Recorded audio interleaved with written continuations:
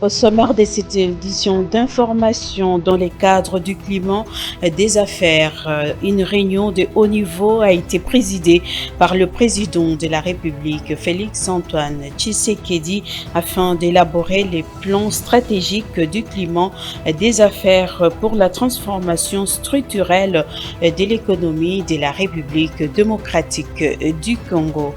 Et puis, 78 détenus de la prison urbaine de Boma dans le Congo central ont été libérés ce jeudi 20 mars 2025. Ils ont bénéficié d'une libération conditionnelle du ministre de la Justice. Les détails dans ce journal.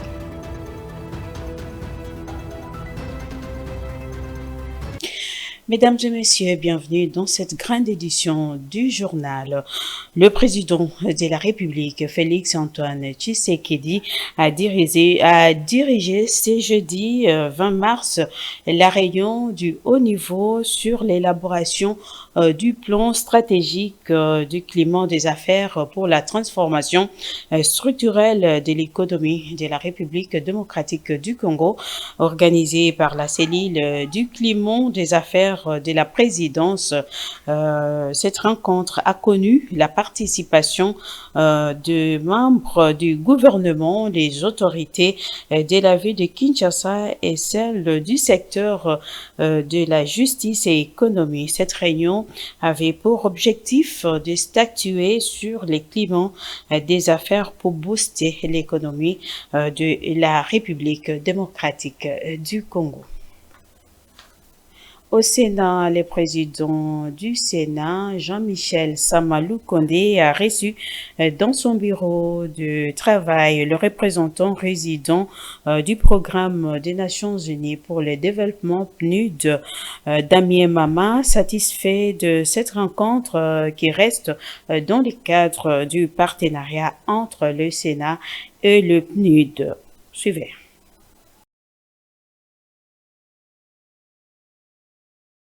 Reçu par le président du Sénat, Jean-Michel Samalou Kondé, le représentant résident du Programme des Nations Unies pour le développement PNUD, Damien Mama, il était question de faire le point sur l'évolution du partenariat qui lie cette institution de la Chambre haute du Parlement et le PNUD.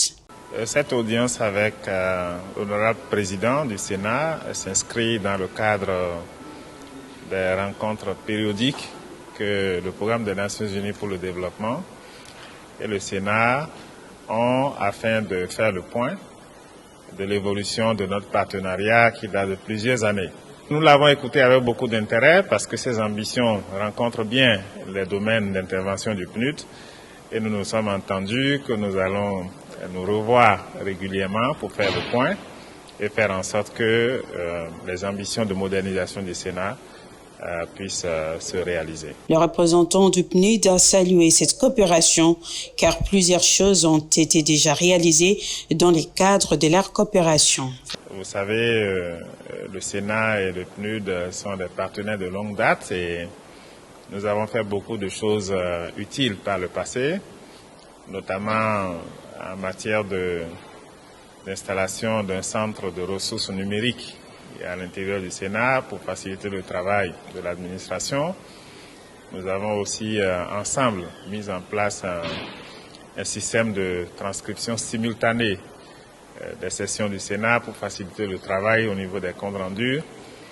Nous avons aussi élaboré le manuel de procédure du Sénat afin d'améliorer les processus de travail, renforcer la redevabilité et aussi moderniser l'administration.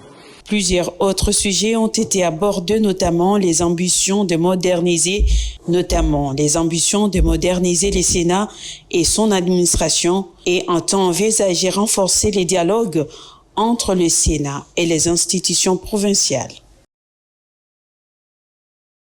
Après la rencontre entre le président français Emmanuel Macron et la délégation de représentants des églises de la Conférence épiscopale nationale du Congo et de l'Église du Christ au Congo ECC, qui au cours de cette rencontre, le président Macron a salué cette initiative qui vise à un retour de la paix dans la crise de l'Est de la République démocratique du Congo. Cette délégation des églises engagées pour la paix en RDC et dans la région a été reçue par le ministre des Affaires étrangères belge Maxime Prévost, a également salué cette initiative dans des dialogues à saisir pour renforcer la cohésion et aborder les causes profondes du conflit dans l'Est de la RDC. Et pour Maxime Prévost, leur démarche reste ouverte et inclusive qui s'inscrivent dans l'ordre constitutionnel. Une délégation mixte de la présidence de la République et de la vice-primature en charge des transports et voies des communications séjourne dans le Congo central pour une mission de travail. Les membres de cette délégation ont été reçus le mercredi 19 mars 2025 par le gouverneur de la province Grace Bilolo. Les échanges ont tourné autour notamment sur la construction du port à eau profonde de Banana. Marcel Kilombo pour les reportages. Faire le point sur les différents projets initiés par le président de la République, chef de l'État dans la province du Congo central, tel est l'objectif de la délégation mixte présidence de la République et vice-primature des transports et voies des communications qui a été reçue le mercredi dernier par le gouverneur Grace Bilolo. Nous sommes venus faire d'abord les civilités au gouverneur et puis lui présenter notre mission qui consiste à vérifier le quai qui a été attribué à DeepWare au niveau de Matadi, et ensuite nous irons à Banana pour faire un peu les suivis, voir aussi l'emplacement qui a été réservé pour les militaires au niveau de la force navale. Bon, les dossiers, le gouverneur le connaît déjà très bien, donc il nous a bien accueillis, il nous a orientés par rapport à l'ONATRA qu'on va voir tout à l'heure. Il avait déjà pris toutes les dispositions, donc il va nous guider par rapport à notre mission du début jusqu'à la fin. Je crois que le gouvernement est en train de prendre des dispositions pour vraiment que le port en eau profonde de Banana fonctionne. C'est pourquoi, comme cela a été confié par le gouvernement à DeepWorld, c'est depuis 2018-17 que la convention a été signée. Et jusqu'à aujourd'hui, je crois qu'on est en 2025. En fait, la différence 2018-2025, ça fait combien? 7 ans. On n'a même pas encore un mètre de quai. Il y a eu beaucoup de turpitudes, de conditions suspensives qui devaient être respectées. Et c'est comme ça que le VPM qui est arrivé, le Jean-Pierre Bemba, avec son charisme et avec le dynamisme du gouvernement de la République, et surtout avec l'impulsion du chef de l'État, il a voulu assez que maintenant, tout ce qui pouvait être comme aléa, qui peut conditionner l'exécution de ces projets, puisse être déblayé. Signalons que parmi les grands projets prévus dans la province du Congo central, il y a les ports en eau profonde de Banana que la population attend avec impatience. Restons toujours au Congo central pour parler de 78 détenus de la prison urbaine de Boma qui ont recouvré ce jeudi 20 mars 2025 leur liberté. Ils ont bénéficié d'une libération conditionnelle de la part du ministre de la Justice, Constant Mutamba, un séjour dans la ville portuaire. Afimou Sungaï pour les commentaires.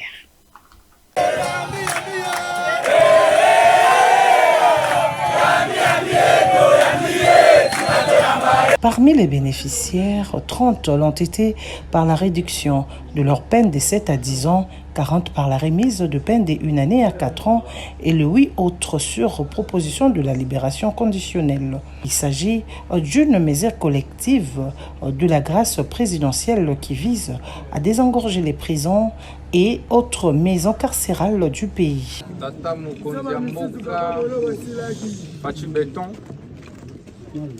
atindi ngai na mission mibale ya liboso yali kotala ndenge nini ko améliorer to pe ko bongisa ba condition ya détention na bino ko humaniser ba prison o ezali koto na Congo central principalement awa na Boma po ete prisonnier atikali mutu lokola ngai prisonnier aza pe lokola na ba droit ayi toyokani ya mibale ezali mpona koexécuter grâce présidentielle na ye oyo asignaki le 30 décembre 2024 wapi apesaki ngai mitindo ya kobimisa baprisonnier oyo baremplir bacritère ya kobima na boloko wana yali na cadre politique ya désengorgement ya baprison na boyende na ye mpona kobimisa baprisonnier ndambo awa na prison centrale ya Boma. Ici est de rappeler que les personnes détenues condamnées pour banditisme et terrorisme urbain arrêtées lors de l'opération Ndobo ne sont pas concernées par cette mesure. Et parlant éducation, la ministre de l'Enseignement supérieur et universitaire, Marie-Thérèse Sombo, a réuni les experts de son ministère et ceux de l'hôtel de Monnaie en vue de parachever le processus d'impression de diplôme du système éducatif LMD. Marie-Thérèse Sombo a donné son accord pour que ces diplômes soient imprimés. Les détails avec Marcel Kilombo. C'est dans le but de finaliser le processus d'impression des diplômes universitaires du système LMD que la ministre de l'Enseignement supérieur et universitaire, Marie-Thérèse Sombo, a réuni les experts de son ministère et ceux de l'hôtel de Monnaie. La ministre, qui a minutieusement analysé le prototype lui présenté par les experts, a donné son autorisation pour l'impression de ces diplômes. Pacifique Imonana, secrétaire général à l'issue, qui a pris part à cette réunion importante, a mis en garde tout établissement qui donnera des attestations tenant lieu des diplômes à l'avenir. Je peux aujourd'hui assurer l'opinion de la communauté universitaire que les diplômes LMD qui leur seront donnés après leur commande sont des diplômes hautement, je dis bien hautement sécurisés, pratiquement comme des billets des banques. La délivrance des attestations tenant lieu des diplômes est prohibée et que les établissements qui vont se retrouver dans ce type d'activité seront sanctionnés. Il faut rappeler que ce processus d'impression a débuté depuis 2022, le souci étant de rendre performant le système éducatif LMD. Restons toujours dans les secteurs de l'enseignement. Pas d'école sans banc. La caravane du service national s'est arrêtée le mercredi 19 mars 2025 à l'Institut scientifique et technique de Ngiri où son commandant, le lieutenant général Jean-Pierre Kassongo Kabwik, a remis 600 bons pupitres produits par des ex-Kuluna aux responsables de cette école à la grande satisfaction des élèves de cette école qui en avaient tant besoin. Lydie Diamba pour les détails. Nous sommes à Kinshasa, Dans la commune d'Ngiringiri, c'est ici que l'expression étudiée à main le sol tire son origine à l'Institut scientifique et technique d'Ngiringiri et dépourvu de tout au-delà de l'absence des bancs. Ce sont des centaines d'enfants qui ont été sortis du circuit scolaire faute des conditions adéquates de l'enseignement. Mais le mercredi 19 mars 2025, un basculement de bancs vient d'être amorcé, c'est signé Service national. 600 bancs pupitres fabriqués par les ex-Kuluna et voilà les souris respiratoires reconnaître de toute une génération. Nous allons fournir les efforts pour que dans les tout prochains jours, on rajoute encore du monde. Et nous avons constaté que dans ce quartier, il y a 3 écoles publiques, 3 grandes écoles. Le défi est là, mais nous pensons et nous comptons qu'avant peut-être la fin du mois d'avril, que toutes les 3 écoles, les grandes écoles qui sont dans ce secteur, puissent bénéficier d'un lot complet de membres. Cela ne tienne, les élèves ont remercié au président de la République, Félix-Antoine Tshisekedi Tshilombo, et les commandants, le lieutenant général Jean-Pierre Kabouik. Il nous reste à remercier très sincèrement, le président de la République démocratique du Congo, son Excellence Monsieur Félix-Antoine Tshisekedi Tshilombo, qui a ressuscité les services nationaux de ce centre et qui a placé à sa tête un homme de cœur. Nous citons le lieutenant général Jean-Pierre Kassongo Kabouik. Au regard de plusieurs sollicitations, le service national, au-delà des bancs, compte introduire dans cette dotation des tableaux et meubles pour le personnel. Au regard de plusieurs sollicitations, le service national, au-delà des bancs, compte introduire dans cette dotation des tableaux et meubles pour le personnel. Et puis cette nouvelle qui nous vient de la province du Nord Kivu, où le volcan Nyamulagira qui est entré en activité depuis ce mercredi 19 mars 2025. Ce volcan situé à proximité de la ville de Goma, son activité a suscité des inquiétudes au niveau des habitants de cette ville volcanique, mais les experts de l'Observatoire volcanique de Goma a rassuré la population d'aucun danger immédiat pour la ville. Suivez. C'est dans la nuit du mercredi 19 mars 2025 que le volcan Nyamulagira est en pleine activité. Situé à proximité de la ville de Goma, dans le Nord Kivu, cette activité volcanique a suscité beaucoup d'inquiétudes dans les chefs de la population de Goma, victimes de chaque éruption, notamment celui de Nyiragongo. Du côté de l'Observatoire volcanique de Goma, qui a rassuré la population que la ville n'est pas un danger immédiat et appelle aux habitants de cette ville à vaquer librement à leurs occupations. Les experts de l'OVG ont par ailleurs déclaré que cette éruption se concentre principalement dans les cratères, ce qui limite les risques directs pour les zones habitées. Signalons que les laves émises par le volcan Nyamulagira atteignent des températures extrêmes variant entre 700 et 1200 degrés Celsius et ne menacent pas directement la ville de Goma. Et puis, dans le cadre du mois de mars, mois dédié à la femme, l'ONG Action contre les violations des droits des personnes vulnérables, qui coordonne son président Crispin Kobolongo, a lancé plusieurs activités en faveur de la femme dans les districts de la Tchango, précisément dans la commune de Kimbanteke. Ce mercredi, l'ONG ACVDP était au centre de santé Mabondeli de Kimbanteke. Ces femmes ont été sensibilisées sur les dangers du cancer et les droits spécifiques de la femme et des objectifs du développement durable ODD 3 et 5 consacrés à la santé et le bien-être et aussi à l'égalité entre le sexe. Mesdames et messieurs, c'est par cette note que nous bouclons cette édition d'information, mais bien avant cela, le rappel des titres.